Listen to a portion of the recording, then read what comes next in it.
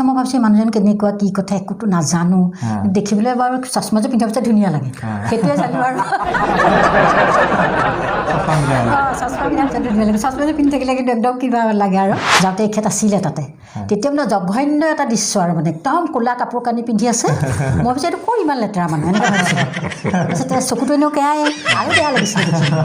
মই কথা চথা পাতি গুচি আহিলোঁ আৰু নমস্কাৰ পুনৰবাৰ সকলোকে স্বাগতম জনাইছোঁ আপোনালোকৰ আপোন চেনেল ময়ূৰ মিক্স আছামিছৰ মজিয়াৰ লগত কথা পাতি আছিলোঁ জনপ্ৰিয় অভিনেতা দুলাল বেজবৰুৱাৰ লগত আজি দুলাল বেজবৰুৱা আছে লগতে দুলাল বেজবৰুৱাৰ সহধৰ্মিনী জুনু বেজবৰুৱা বাইদেউ আছে নমস্কাৰ দুজনকে আৰু বহুতে বিচাৰিছিল যে দুলাল বেজবৰুৱাৰ সহধৰ্মিনীক চাব বিচাৰে আজি ফাইনেলি আহি গ'ল এইটো খণ্ড হ'ল লাভ ষ্টৰী যেহেতু মানুহ মাত্ৰৰ প্ৰেম থাকিব ন আমাৰ চিতাখন জলত আগবঢ়ালে প্ৰেম লাগিব দুলাল দা আপুনি প্ৰেমক কি হিচাপে আমি মানে স্বীকৃতি দিব প্ৰেম কেনেকুৱা হ'ব লাগে আপোনাৰ মতে প্ৰেম মানে প্ৰেমটো বিশ্বাসী হ'ব লাগে মানে আপুনি এক কথাত প্ৰেম বুলি ক'লে কি ক'ব বিশ্বাস থাকি পেলাই যিটো কৰে সেইটোৱে প্ৰেম বঢ়িয়া আৰু বৰ কি প্ৰেম প্ৰেম মানে আপোনাৰ মানে প্ৰেম কেনেকুৱা হ'ব লাগে মানে বিশ্বাসে আৰু বিশ্বাসে যিটো কয় অমৰ ঠিক আছে আৰু এনে দাদা সুধিছোঁ বক প্ৰথম ক'ত লগ পোৱা হৈছিলে মই গুৱাহাটীতে পাইছিলোঁ কেনেকৈ মানে কিবা অভিনয়ৰ থ্ৰুৰে যাওঁতে পাইছিলে নে কিবা বেলেগ কামত মানে কেনেকৈ পাইছোঁ মোৰ এজন ভাইটি আছিলে সি MSc চাকৰি কৰিছিলে আৰু এই ৰবীন্দ্ৰ মই তেতিয়া সোমাই আছিলোঁ তেওঁ RN regional college of nursing BSc কৰি আছিলে আৰু সেই ধৰণৰ যোগাযোগ হ'ল আপুনি এতিয়া ভাড়াঘৰ কৰিছিল নে কি কৰিছিলে নাই মই ভাড়াঘৰতে হোৱা নাছিলে বহুত বছৰ আগতে মানে লাভ মেৰেজটো শেষলৈকে এৰেঞ্জ প্ৰথমতে লাভ মেৰেজ কিন্তু আমাৰ বিয়া হোৱা এতিয়া প্ৰায় 23 বছৰমান হ'ল আমাৰ 23 বছৰ হ'ল ভাড়াঘৰ বেছি দিন হোৱা নাইতো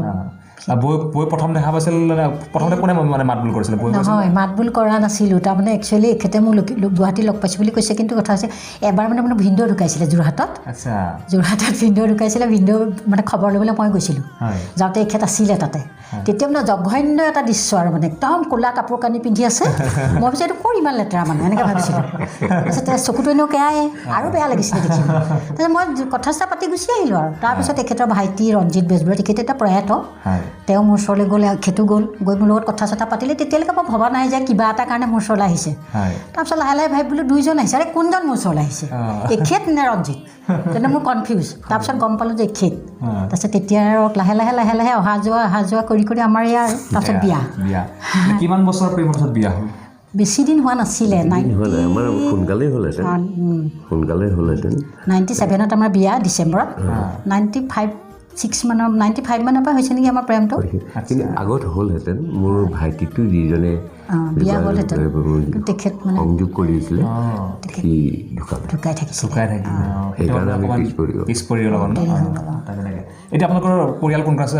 আপোনালোকৰ ছোৱালী মই মোৰ পৰিবাৰ আৰু মোৰ একমাত্ৰ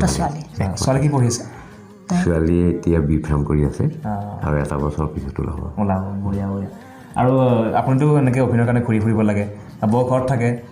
সময়ৰ যথেষ্ট নাটনি হয় কেতিয়াবা খং উঠে নেকি যে মানুহৰ ঘৰত বাহিৰত ঘূৰি থাকে চব কাম কৰিবলগীয়া হয় নহয় আগতেতো মই চাকৰি কৰিছিলোঁ মই হেল্থতে কৰিছিলোঁ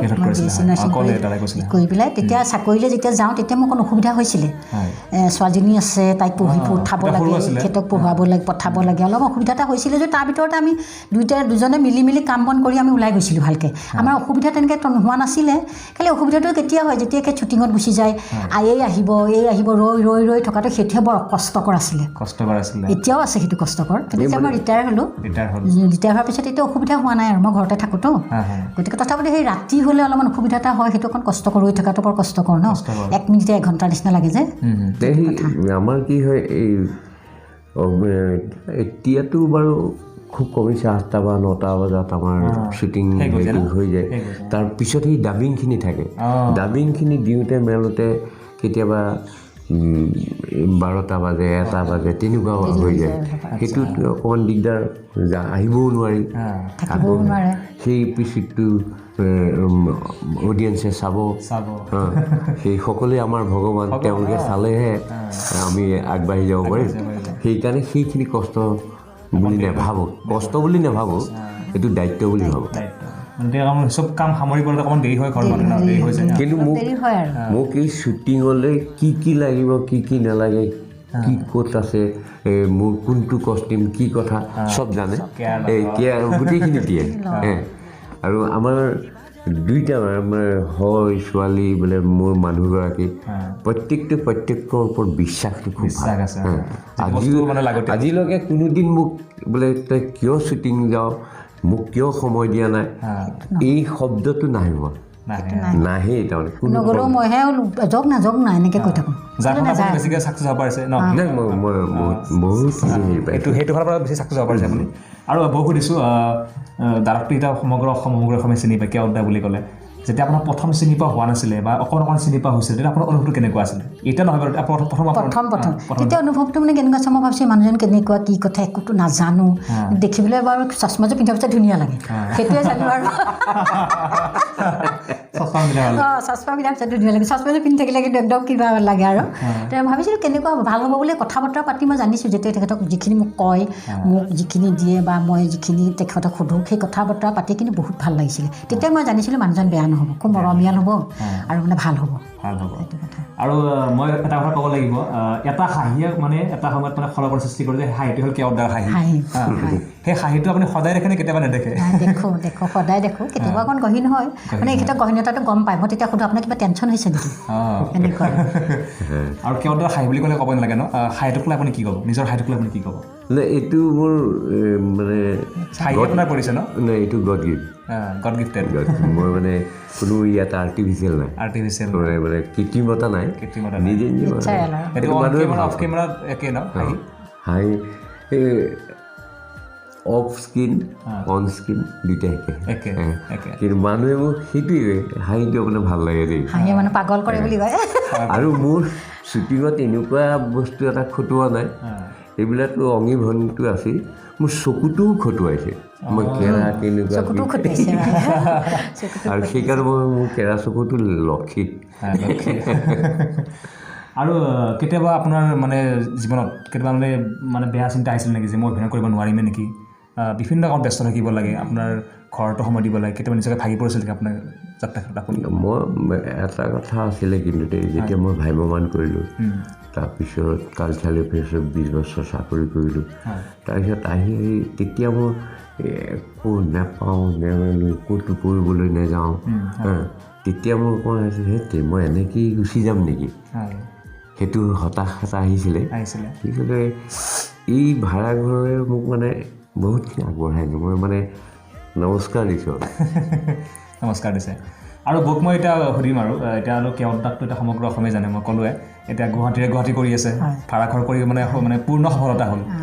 এতিয়া যথেষ্ট দৰ্শকে ভাল বাৰ্তা দিয়ে আপোনাক কোনোবা শুভেচ্ছা বাৰ্তা দিয়ে আপোনাক ক'লে স্পেচিয়েলি যে মানুহজনক ভাল লাগে বা চবেই কয় মোৰ লগৰ যিখিনি কলিগ মোৰ হস্পিটেলৰ কলিগ বা মোৰ যিমানখিনি চবেই মোক খালি এটা কথাই কয় আপুনি বহুত লাকি দেই আপুনি অন্ততঃ কেওদাৰ নিচিনা মানুহ এজন পাইছে আৰু মোক মানে পৰিচয়টো তেনেকৈ দিয়ে চবেক মাতি নিয়ে আহকচোন এয়া কোন চিনি পাইছেনে সি ভাড়াঘৰ যে কেওঁতৰ মিছেছ তেতিয়া মানে মোক মানে চবেই আদৰ সাদৰ কৰে ভাল লাগে আৰু তেতিয়া আপোনাৰ কেনেকুৱা লাগে ভাল লাগে বহুত ভাল মোৰ বুকুখন একদম ফুলি যায়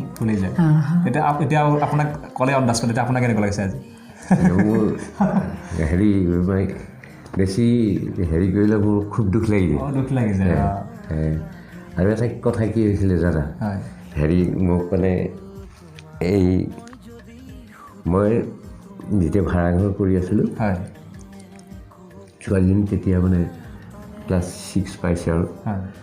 তাইক মই লৈ যাব লাগে চেণ্ট্ৰেল স্কুললৈ অনা নিয়া কৰোঁ তাই সেইবিলাক মাকক কয় যে এই দেউতাক যাবলৈ নিদিবা না মোক লগৰ ল'ৰা ছোৱালী ইমান জোকায় দেউতাই বোলে ঠগ প্ৰবঞ্চক লোকৰ ঘৰত চাহ খায় আমুক বাতি ঘূৰিছিলে মইতো নাজানো মাকক কৈ থাকে মোক ক'বলৈ বেয়া পায়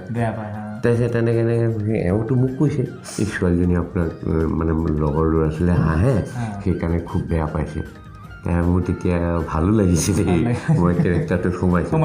যেতিয়া তাই ক্লাছ 10-11 পাইছেগৈ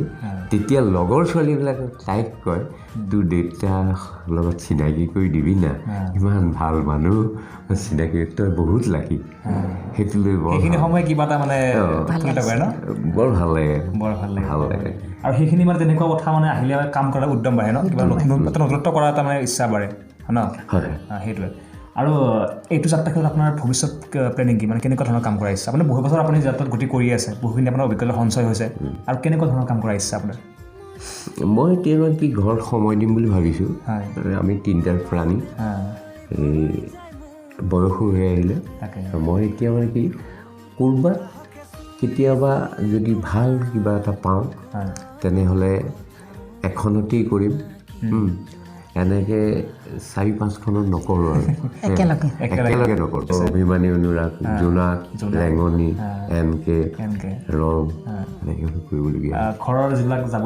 আগতে কৰিছিলে এতিয়া চাগে কৰিব পৰা নাই কৰিব নোৱাৰোঁ মই আকৌ আমি খেতি বাতি কৰি ভাল পাওঁ জলকীয়া পুলি বেঙেনা পুলি ঘৰখনত চব এতিয়া সেইখিনি কাম কোনে সেইখিনি খুচৰি মেলি হাঁহ পোহোঁ হেৰি কৰি আছে মোৰ আচ্ছা মানে গোটেই কাম চাব লাগে এতিয়া মানে বহু কিছুমান কাম কৰে দুটাই মানে মিলাই কৰি থকা যে ঘৰত যেতিয়া গছ পুলিবিলাক ভাল লাগে ন কৰি ভাল লাগে যে সেইকাৰণে দুটা এটা মই ৰুই মেলি য'ত ক'ত জাবৰ দিব লাগে ক'ত চফা কৰিব লাগে সেইখিনি ময়ে কৰি থাকোঁ আৰু ৰন্ধা বঢ়াখিনি কৰোঁৱেই এনে আপোনাৰ কেতিয়াবা অভিনয় কৰিবলৈ মন যায় নাযায় দাগ দেখিলে মোৰ অকণমান মন নোযোৱা নহয় যায় কিন্তু ছোৱালীজনী অকলে এৰি থোৱা অকণমান অসুবিধা হয় কাৰণে মই যোৱা নাই একচুৱেলি তাইক এৰি মানে অকণ অসুবিধা হৈ যায় ন ঘৰখন কাৰণ দুইজন ওলাই গ'লে তাইক কোনে চাব আগতে এজনী ছোৱালী আছিল কিন্তু তাইতে গুচি গৈছে তাই বিয়া হৈ গৈছে গতিকে মোৰ এতিয়া অকণ অসুবিধা হয় আৰু এওঁ মানে কি জোনাকত এটা মই কৰিছিলোঁ একেলগে মানে এটা হেৰি কৰিছিলোঁ